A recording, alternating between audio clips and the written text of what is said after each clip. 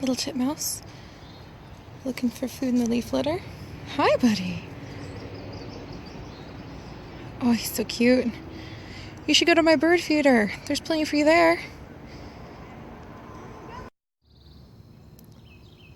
Don't worry, my friend. I'll stay over here. Oh, I know. I know, don't worry. I'm going to be right over here. You can do your goose thing over there. You're pretty cute. Why don't you have a mate yet? Okay, I won't bring it up again. These are just so cool. I love these flowers. They grow on the trees around here, and they show up about this time of year.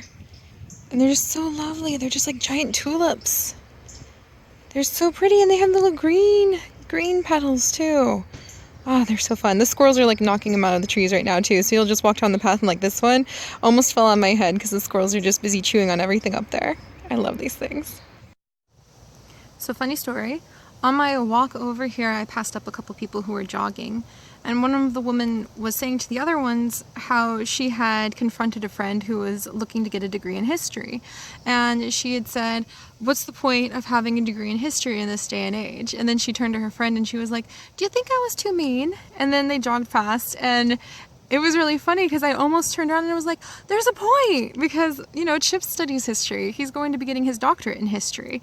For the next several years of our life, everything we do, the moves we make, the travels we're going to go to in Asia, a lot of that is going to center around his passion for history and that he wants to become a professor, a really, really good professor in history, especially Chinese history and modern history and how that all interconnects. So I just thought it was really cute how like one of my first instincts was to turn around and try to like defend getting a degree in history. And then as I walked over here, very glad that I didn't turn around, because there's a time and a place, and strangers on a park is probably not the time and the place to be like, no, there's a point to those kinds of degrees, to talk to people about those things. But then I thought about it, like on the walk over here, how that kind of mentality of like kind of confronting people and like, yeah, but what's the point of you studying this, is kind of what kept me back from following my passion for biology. And I did that because a lot of people were like, oh, there's no jobs in biology, the only ones that you can get are government jobs, and everybody knows how they're lacking funding and they're closing all of them down. And so I thought, oh, well, I can't take care of my family if there's no jobs in biology, so I better change my degree. And I did. I changed my degree to nursing because that's where everybody, my wonderful family included, were like, yeah, there's always jobs in nursing. Nursing's a good field. Nursing is the place to be. And I could make a good nurse, but it is not where my heart is. And that really affected everything. It affected, like, when I was training as a CNA, and you really kind of have to like you have to kind of be a bully to be a little bit of a nurse, not to the patients, but to the other nurses, which sounds really weird. And if you really feel like you belong there, then you're able to like stand up for yourself, have a backbone, not let the pressures and the stress build up, so that when people try to take it out on you, like you don't just like, oh my gosh. And so I had a hard time in my nursing training because my heart wasn't 100% in it. And I feel like if I was one of the girls, and there were a few guys, mostly it was girls in the nursing program who had been in it because it was their passion, they could stand up for themselves in a heartbeat. Like they could not be pushed away from the track no matter how hard people pushed back. And that's amazing. And I think as I walked over here, I realized that's kind of what it's all about, for being able to follow your passion. Because that sounds so pretty, but that doesn't pay the bills. And then I think there's also this idea that if you do follow your passion, you have to accept being a starving artist. And I don't think that's true either. And so I was sitting here trying to think about how to explain it to you guys. And I think that there's kind of a compromise between the two things. And the compromise is that if you follow your passion, you can probably do anything you want. You can probably find a way to support yourself, make a name for yourself. You can transform your life. But the trick is acknowledging if you really have that passion or not. And I think a lot of people fall into this comfortable idea of like, yeah, my passion is my hobby. And then they kind of like stay at that stage. How do I explain it? Like they'll say they have a passion about something, but they can get pushed off the track. And so if you say you have a passion about something, but things can come along and push you off the track of trying to get there. Things like money, for instance. If you say you have a passion to become an author and you really want to write books, but you get so focused on like, well, I want to write this story, and you don't look at the picture of like, I want to be an author, and then look at the work you have to go to get there, including the compromises you might have to make in order to pay for your own food, learning to write the things people want to read about, like sparkly vampires, space alien fairies, like from another dimension, who fall in love with each other in Manhattan or something ridiculous like that. Maybe you have to write a few books like that if you're going to be able to follow your passion, because you didn't let money be the thing that pushed you off the track. And I think that's kind of why I finally got to where I did with what I'm doing now, is that I've realized that my passion is really teaching people about the natural world.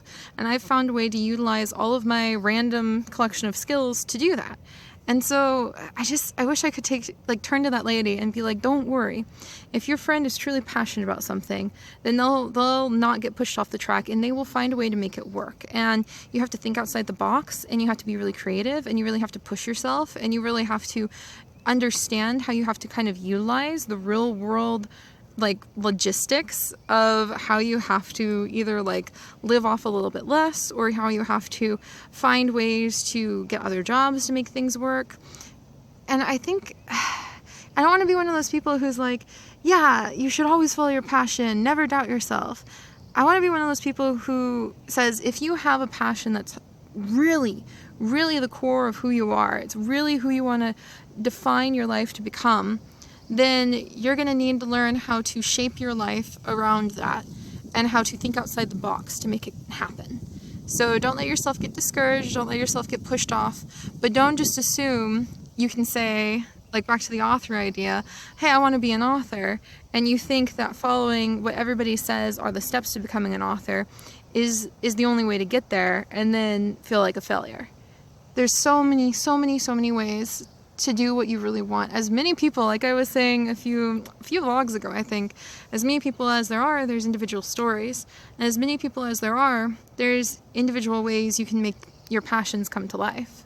So it just felt really good, and I think that it gave me a sense of peace thinking about how I might have turned around and gently confronted that woman for how she probably did say something kind of mean to her friend.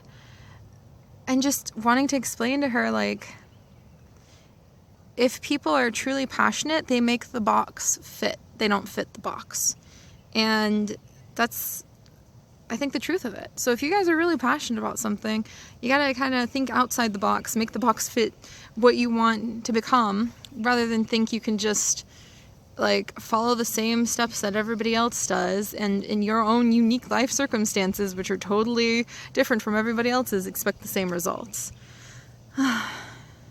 So there we go. There's my little thoughts for the day.